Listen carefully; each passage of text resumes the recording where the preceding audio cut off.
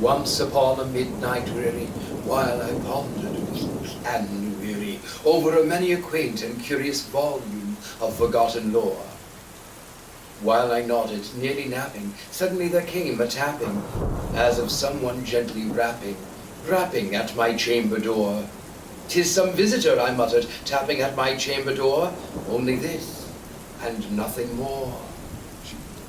Ah, distinctly I remember, it was in bleak December, and each separate dying ember wrought its ghost upon the floor. Eagerly I wished the morrow, vainly I had sought to borrow from the books a crease of sorrow, sorrow for the lost Lenore, for the rare and radiant maiden whom the angels name Lenore, nameless here forevermore.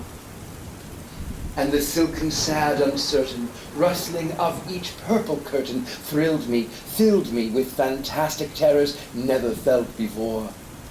So that now, to still the beating of my heart, I stood repeating, "'Tis some visitor entreating entrance at my chamber door.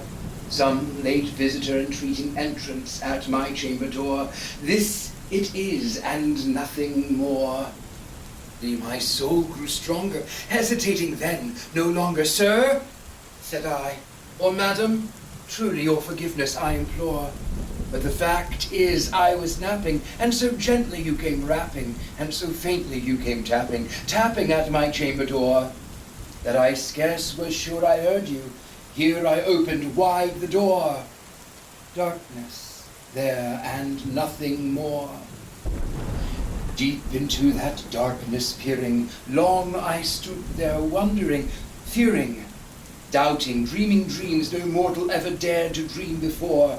But the silence was unbroken, and the darkness gave no token, and the only word there spoken was the whispered word, "Lenore." This I whispered, and an echo murmured back the word, "Lenore." Merely this, and nothing more. Back into the chamber turning, my soul within me burning, soon again I heard a tapping somewhat louder than before. "Surely," said I, "surely that is something at my window lattice. Let me see then what thereat is, and this mystery explore.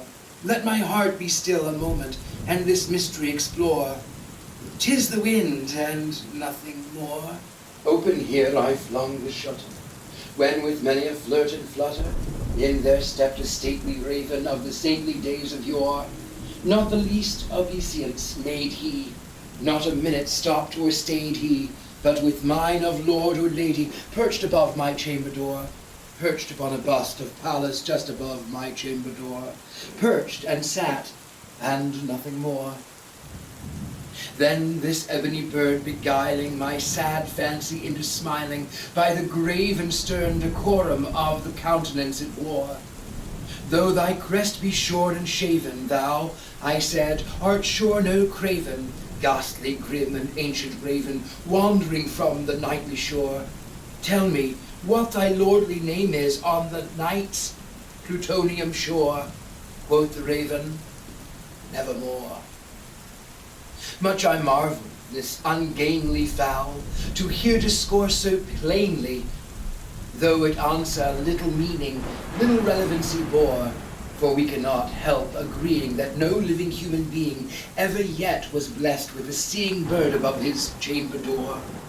Bird or beast upon the sculptured bust above this chamber door, with such a name as Nevermore.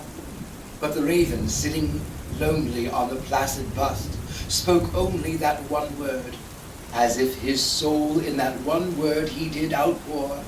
Nothing further than he uttered, not a feather than he fluttered, till I scarcely more than muttered, "Other friends have flown before.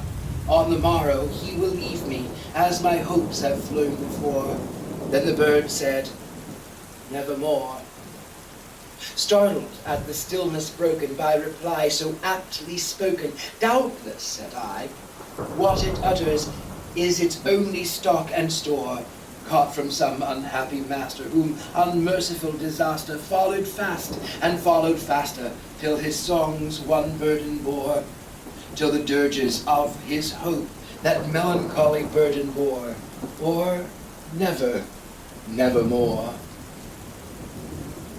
But the raven, still beguiling all my sad soul into smiling, straight I wheeled a cushioned seat in front of the bird and bust and door.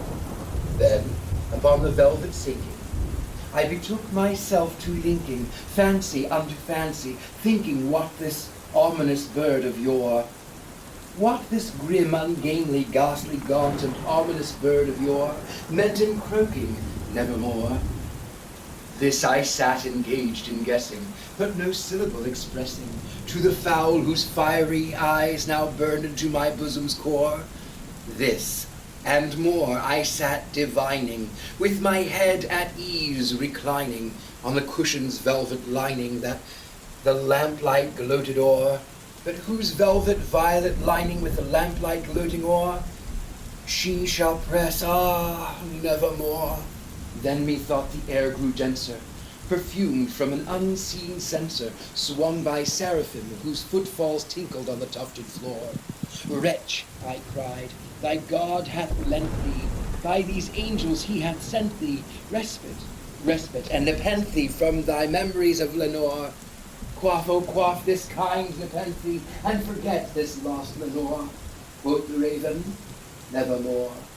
Prophet, said I, thing of evil, prophet still, if bird or devil, whether tempter sent, or whether tempest tossed thee here ashore, desolate yet all undaunted, on this desert land enchanted, on this home by horror haunted, tell me truly, I implore, is there balm in Gilead? Tell me, I implore, quoth the raven, nevermore. Prophet, said I, thing of evil, prophet still, if bird or devil, by that heaven that bends above us, by that God we both adore, tell this soul with sorrow laden, if within the distant Aidenn it shall clasp a sainted maiden, whom the angels name Lenore, clasp a rare and radiant maiden, whom the angels name Lenore. Quoth the raven, nevermore. Be that word our sign of parting, bird or fiend, I shrieked, upstarting, get thee back into the tempest and the night's plutonium shore. Leave no black plume as a token of that lie thou soul hast spoken. Leave my loneliness unbroken. Quit the bust above my door. Take thy beak from out of my heart, and take thy form from off my door. Quoth that raven, nevermore. And the raven, never flitting, still is sitting on the pallid bust of Pallas just above my chamber door.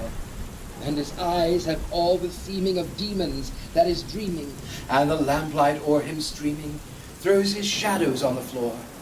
And my soul from out that shadow that lies floating on the floor shall be lifted, nevermore.